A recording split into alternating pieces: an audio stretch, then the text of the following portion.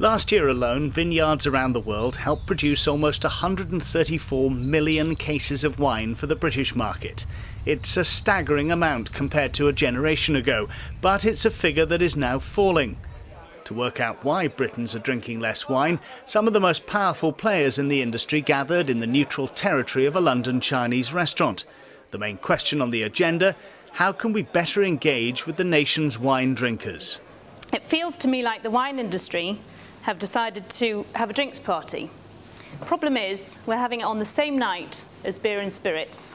They've got better music, slightly more beautiful people, and we forgot to give anyone directions to how to get to our party.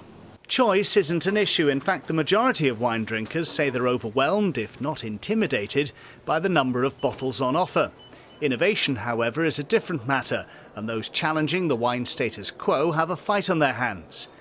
A revolutionary new process has developed a lighter, lower alcohol wine that the makers say is perfect for today's health-conscious age. Convincing the wine industry's old-school experts, however, has been an uphill battle. We have an immense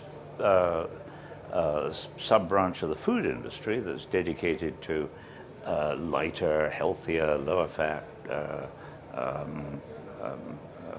better-for-you foods, which the consumer has clearly demonstrated that he or she wants, and the wine industry has acted as if none of the above was happening. Even the big supermarkets who sell most of Britain's wine seem strangely unwilling to take a risk on a new product, despite the obvious potential.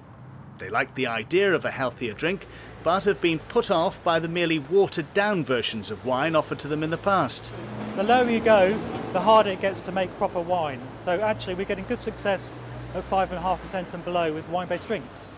And what I'd like to see more of is wine-based cocktails that are sold as wine-based cocktails, so that good analogy would be what the spirits companies have done. Back at the conference, the debate on how to boost British wine sales in whatever form continued. All the delegates, however, have one eye on the bigger economic picture, and suddenly the venue for the forum takes on a new meaning. The Chinese restaurant may seem like a strange location to host a conference about the future of the wine trade, but consider this: while the rest of the world is worried about a second recession, the Chinese economy is booming, and for the wine trade, that can only mean one thing: a lot more customers. Once bottled, the humble grape is worth £5 billion to the UK's economy in off-sales alone. 5 billion reasons for the wine trade to better engage with consumers.